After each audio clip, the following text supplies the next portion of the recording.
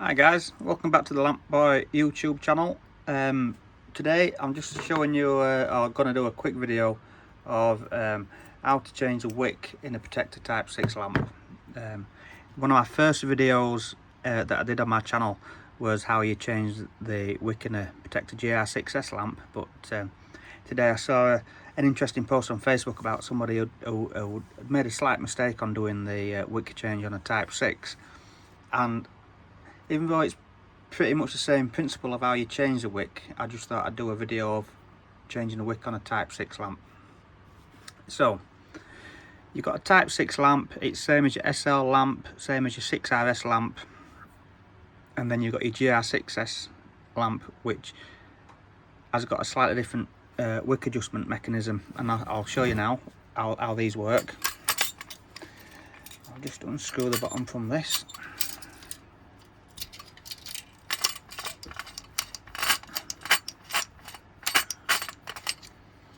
So, on both lamps you've got a screw adjuster at the bottom there.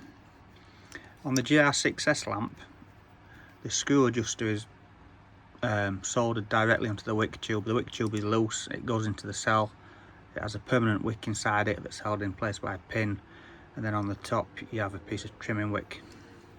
So when you adjust it, you adjust the complete tube, and that's the GR6S lamp. On the Type 6, you have an outer wick tube, so you've got a button at the bottom that you screw adjust, and on the outside of the wick, this tube just goes up and down. So you've got your wick tube there that's basically soldered into place underneath the cell, and you've got your outer wick tube that goes up and down, and that's how you adjust your flame height. So let's screw that back on. So when you come in to do a wick adjust, when you come in to change your wick, sorry, on your Type 6, you need to screw down that outer wick tube so it goes as far as possible to the bottom, and then it's just the same principle then of how you would change the wick for the GR6S. So we'll just pull that wick out, and there we are, that's out there. So that's your old trimming wick there. Now let's get zoomed in. So this is how I do it. So I've got a screwdriver, and you get your end of your wick on the wick tube there, and you can just bend it over slightly, and you just poke in your wick that way. So that wick's just gone straight in now, and then what I do is I give it a quick twist just to make sure it's proper turning, proper pushing against the permanent wick inside the lamp. So now you've got your wick in there, it just needs trimming, and the Protector manual, booklet, whatever you want to call it, it said that you cut off about 1/8 of an inch or 3mm. So we'll just cut that back now. So there's about there's a couple of mil, 3mm there, a wick. Just trim that slightly.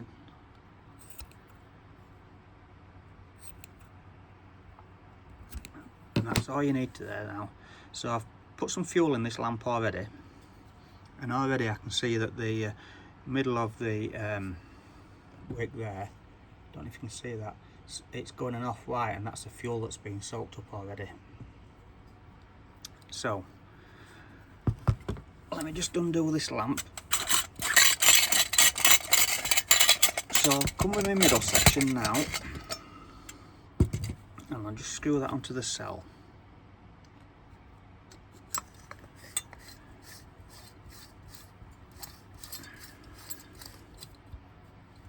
And you can see there that, I'll zoom in a bit more, the wick is a perfect height next to the flint wheel.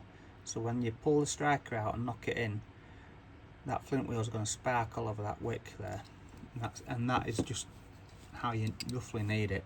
when you're changing a wick. And then you adjust your wick tube there, that'll change your flame height. And that's basically how you do the wick on that.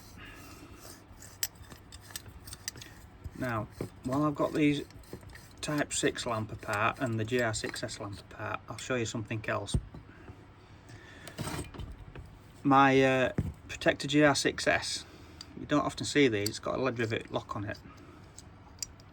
Somebody made a comment about my lamp a while back saying that it's a Type 6 cell that I'm just using on a GR6S lamp. Well, with the outer wick tube being on this Type 6, it won't fit in there. The lamps won't marry up. That's because the outer wick tube is too wide on the Type 6 for the GR6S lamp. So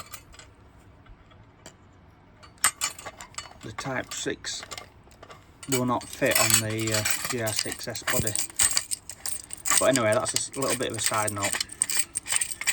So going back to the Type 6 now, we'll just assemble this.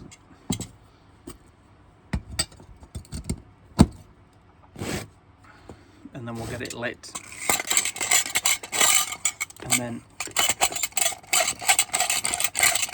we'll see what it's like for adjusting for gas. So if you've got too much wick showing on these lamps, you can't turn the flame down to a testing flame. But we'll have a look at that in a sec. So that should light now. Just pull that striker out. So that's lit straight away. Let's just turn that flame down now. So that's a nice flame on that. Let me just adjust my camera. So I've just adjusted my camera there and I've managed to turn it off, so I've started again. So anyway, that's a flame burning there. And if you can see, you can just turn that down to a right faint prickle light there, and that's a gas testing flame. But if you have your wick set to, or if you trim your wick to high, you can't get down to a testing flame. So like I say, when you change your wick, you just need to trim it off so there's about 3 mil of wick showing. And that is basically how you do with a Type 6 lamp. And it's not that dissimilar to doing the GR6S lamp. You've just got to remember to wind down your outer wick tube. So I hope this helps people, and if you've got any questions, just drop me a message on the comment box below and I'll try and get back to you as soon as I can. So thanks for watching everyone. There'll be more videos along soon. Bye for now.